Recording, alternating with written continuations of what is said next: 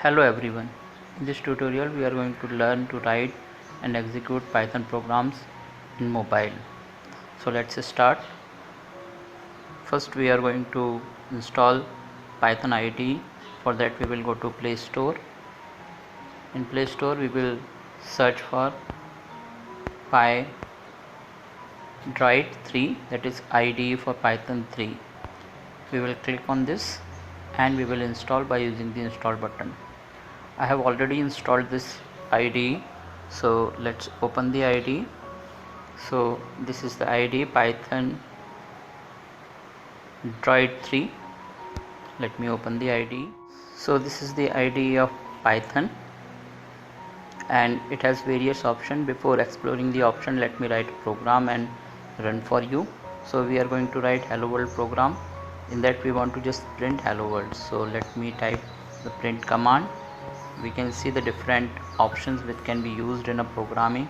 So we want to use the rounded bracket and the single quotation mark. We want to write hello world. Okay, so this is the program we have written. If we want to write something else, we can always come to the next line by pressing the enter button. We can also write print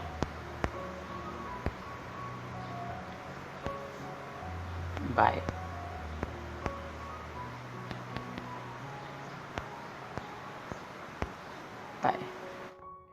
So there are two lines in our program. In order to run the program, we can press this yellow button, you can see, and after pressing the button we will see the output of the program. Hello world and by are the outputs. In order for going back, we can press this back arrow.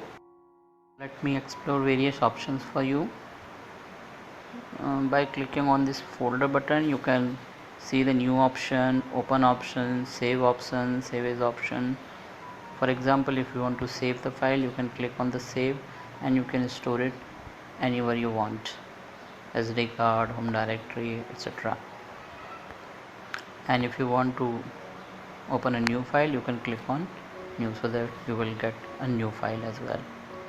Apart from this, you can go here and undo, redo, search, go to line. You can find the options. That you can also come to these triple lines. You can see there are options of interpreter. So this is the interpreter. Here you can run any command of Python. For example, if I want to get 25 by 5, so I can write and I will get 5.0. So this is your interpreter part. Likewise, you can also have a terminal. So if you want to write certain command, for example, if you want to write pip command, pip install,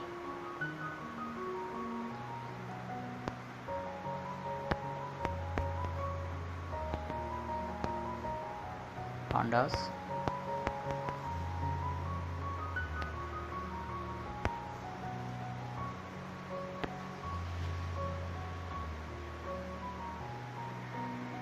so you can write the pip command in order to get and install different libraries.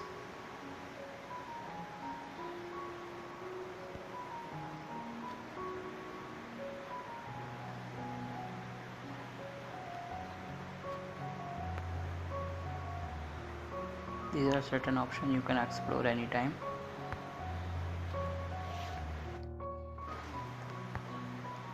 You can also have a pip option here. You don't have to go to the terminal in order to run pip command. Terminal can be used for various other things, but not for installing, because they have a pre-built install option. For example, if you want to install pandas, you can write pandas here as well.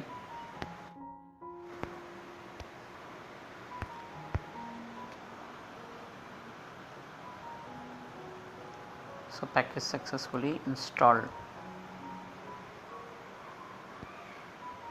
right? So you can install from here, or you have certain other options. For example, quick install is there. In quick install you have different libraries, pyqt5, Python, Jupyter, etc. You can install any one of them and you can start using them, right? You can also search libraries from here and install them. You can always uninstall the libraries which you don't want from here, so it will have different libraries which you have installed as well as some pre-installed library. You have these different options under the pip commands. So this is how this IDE is useful for you to type and run the program. Apart from this, you can always go to the samples to learn different codes. For example, we can go to samples, basics. Suppose I want to learn about text input, so I can click on the text input. I can just say open and it will give us a small program of how input will work.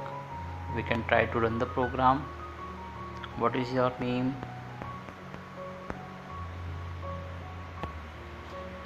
Hello Hitesh. You can always try different programs. For example, I can go to samples, basic, and I want to see for loop, so I can open it. This is the code for loop, and we can always run the program and see the factorial of 10 is 36,28,800. So this is a very useful IDE for you to learn Python programming.